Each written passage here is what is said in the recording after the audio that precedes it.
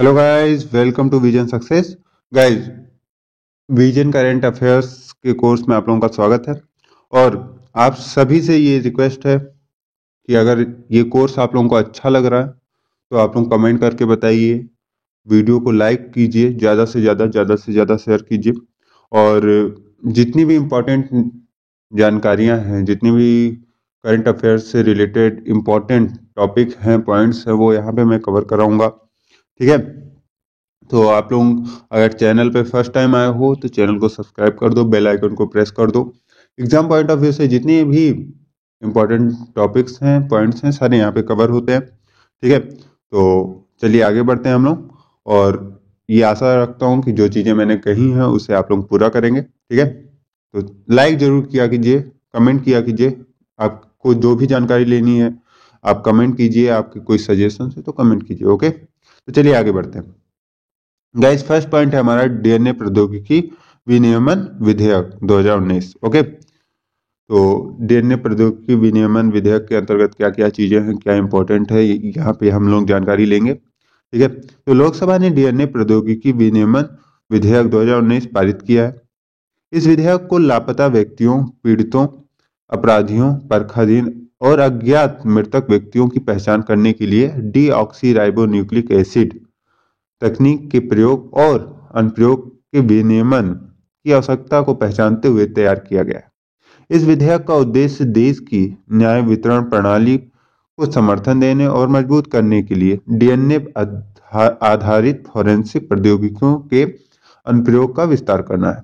तो guys, DNA प्रौद्योगिकी क्यों जरूरी है, इस विधेयक को क्यों लाया गया, वो चीजें यहाँ पे मैंने बता दी। और इस विधेयक के अंतर्गत कौन से प्रमुख घटक हैं, कौन सी चीजें शामिल की गई हैं, वो मैं आप लोगों को बता देता हूँ। कि एक डीएनए विनियामक बोर्ड की स्थापना करना है। ठीक है, इस विधेयक के अंतर्गत डीएनए परीक्षण विश्लेषण करने के लिए डीएनए प्रयोगशालाओं शालाओं का प्रत्यायन करना है। विधेयक में उल्लिखित है कि राष्ट्रीय एवं क्षेत्रीय डीएनए डाटा बैंकों की स्थापना फॉरेंसिक जांच में सहायता करेगी। ठीक है, तो डाटा बैंकों का, प्रयोगशालाओं का और विनियामक बोर्ड का यहाँ पे स्थापना करना है। ठीक है, इस विधेयक के अंतर्गत ये है। अब गाइज हम लोग जानेंगे कि डीएनए प्रोफाइलिंग क्या है। ठीक है, डीएनए फिंगरप्रिंटिंग, डीएनए परीक्षण, डीएनए टाइपिंग, इन चीजों के बारे में अब जानेंगे। क्यों डीएनए प्रोफाइलिंग इंपॉर्टेंट है, ये यहाँ से आपको पता चलेगा। तो डीएनए प्रोफाइलिंग वह प्रक्रिया है जिसमें एक विशिष्ट डीएनए प्रारूप को प्रोफाइल कहा जाता है। यह प्रोफाइल किसी एक व्यक्ति अथवा शारीरिक ऊतक के नमूने से प्राप्त किया जाता है। हम सभी अद्वितीय हैं, ठीक है, यूनिक हैं बिल्कुल। ओके, लेकिन फिर भी हमारे अधिकांश डीएनए वास्तविकता में अन्य लोगों के डीएनए से समानता रखते हैं। हालांकि लोगों के मध्य विशिष्ट क्षेत्र काफी भिन्न होते हैं। इन क्षेत्रों को बहुरूपी कहा जाता है। ठीक है, लोगों के मध्य इन परिवर्तनशील क्षेत्रों में अंतर को बहुरूपता के रूप में जाना जाता है। हम में से प्रत्येक को अपने माता पिता से बहुरूपता का एक अद्वितीय संयोजन जन्मजात रूप से मिला है। तो आप सभी को पता है कि हमें अपने माता पिता से एक अलग तरीके का जो संयोजन है वो मिला हुआ है। ठीक है, इसीलिए कहते हैं कि चेक करना हो तो डीएनए टेस्ट करा लेते हैं। ओके, तो वो प्रोफाइल हमें जो डीएनए की मिलती है वो हमें माता पिता से ही एक तरीके से प्राप्त होती है। ठीक है, तो डीएनए प्रोफाइल प्राप्त करने हेतु डीएनए बहुरूपताओं का विश्लेषण किया जा सकता है। ठीक है, तो यहाँ पे डीएनए प्रोफाइलिंग क्या होती है, यहाँ पे आई थिंक आप लोग समझे होंगे कि डीएनए मैक्सिमम चीजें इसमें सेम होती हैं, बट एक अलग संयोजन जो हमें प्राप्त होता है अपने माता पिता से। ठीक है, और विशिष्ट क्षेत्र में काफी भिन्न होते हैं हम लोग दूसरों से। ठीक है, कई चीजों में वैसे सब लोग खाना पीना सब सेम ही करते हैं, बट सबकी आदतें अलग होती हैं, सबके खाने का तरीका अलग होता है।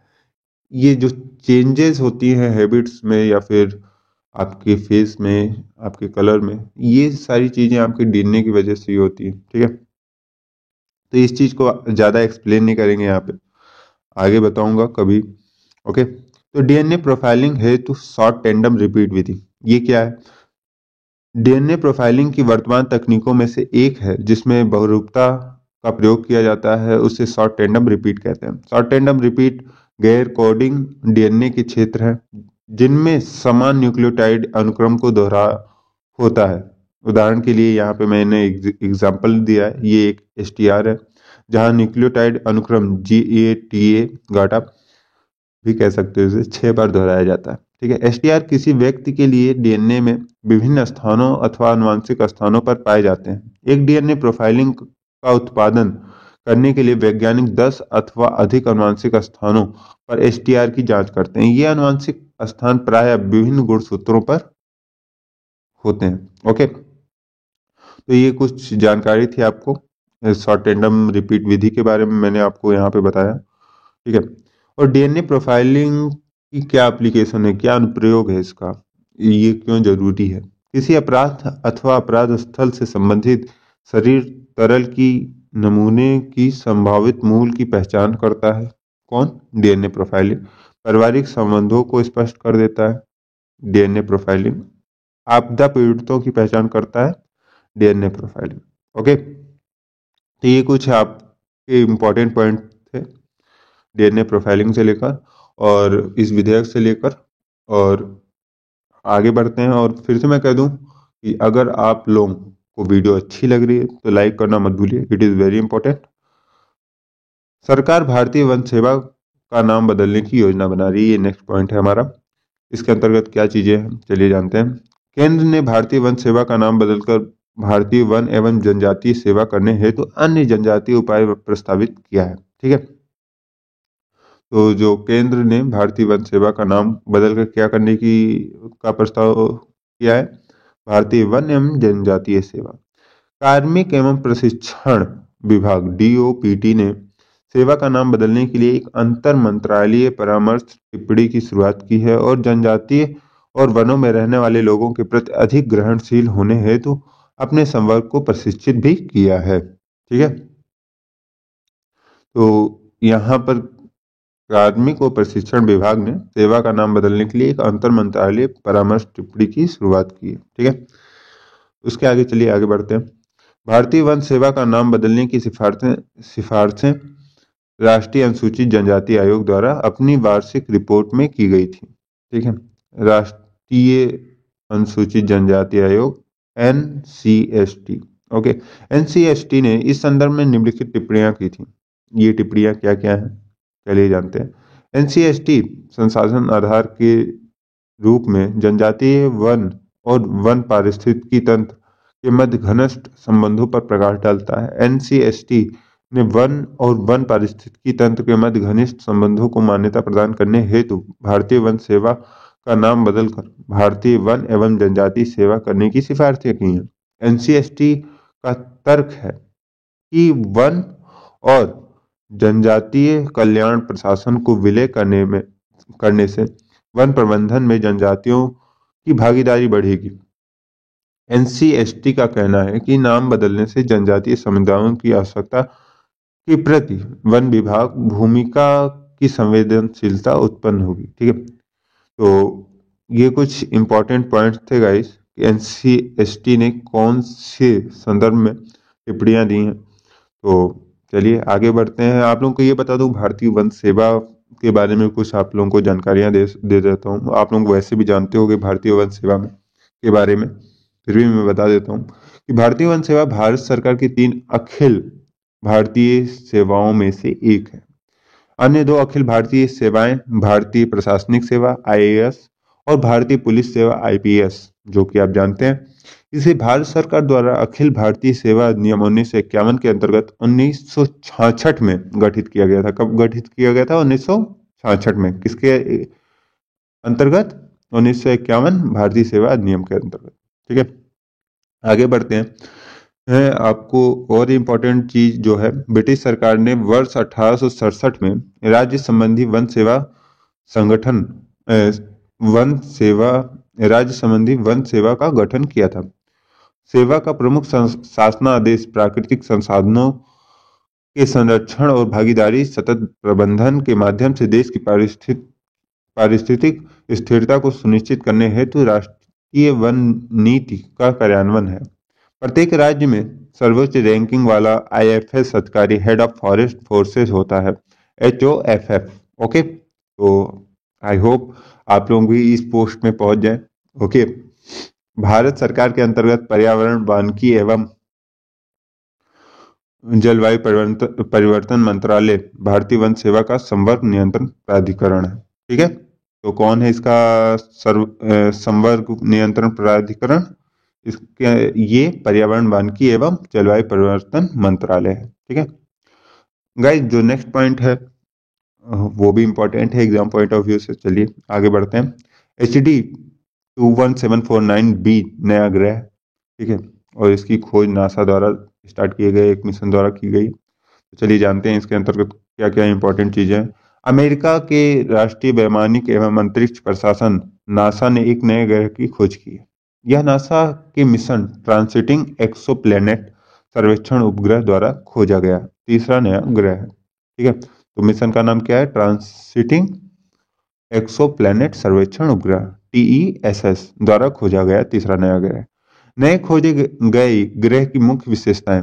नए ग्रह HD 21749b हमारे सौर मंडल के बाहर स्थित है और 53 प्रकाश वर्ष द्वारा स्थित एक बौने तारे की परिक्रमा करता है। ठीक है, HD 21749b तारा समूह जालिका में एक चमकीले तारे की परिक्रमा करता है। TESS द्वारा की गई तीनों खोजों में इसकी सबसे लंबी परिक्रमा अवधि है।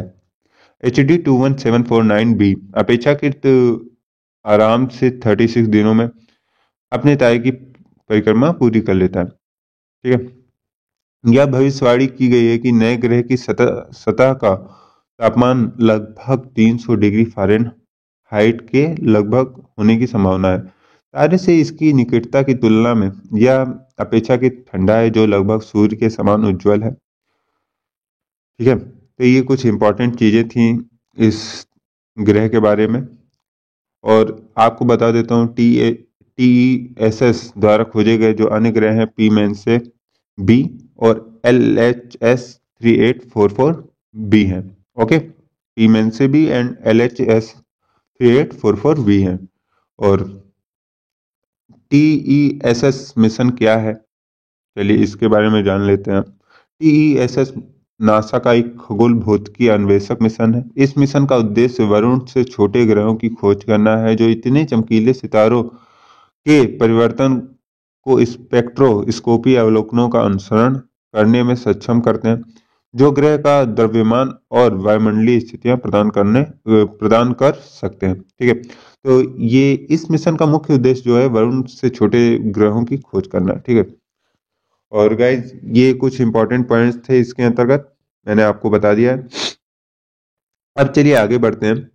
और जो इम्पोर्टेंट चीज़ है मैं फिर से बता दूं आप लोगों को कि वीडियो अगर अच्छी लग रही हो आप लोगों को तो वीडियो लाइक करना मत भूलिए। आप मुझसे बात करने के लिए कमेंट कर सकते हो, कोई भी जानकारी आपको चाहिए वो कमेंट कर सकते हो।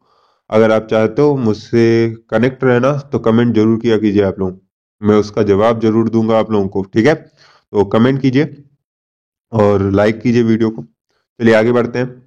उत्तर प्रदेश सरकार को OBC रिपोर्ट पर सहयोगियों के विरोध का सामना करना पड़ रहा है। ठीक है, उत्तर प्रदेश में OBC कोटे के उप वर्गीकरण ने हितों के टकराव के मुद्दे पर सहयोगियों के मध्य विरोध उत्पन्न कर दिया है। सामाजिक न्याय समिति की रिपोर्ट बताती है कि पैनल ने 27% OBC कोटे को 3 श्रेणियों में विभाजित करने की सिफारिश की है। ठीक है, कितने श्रेणियों में?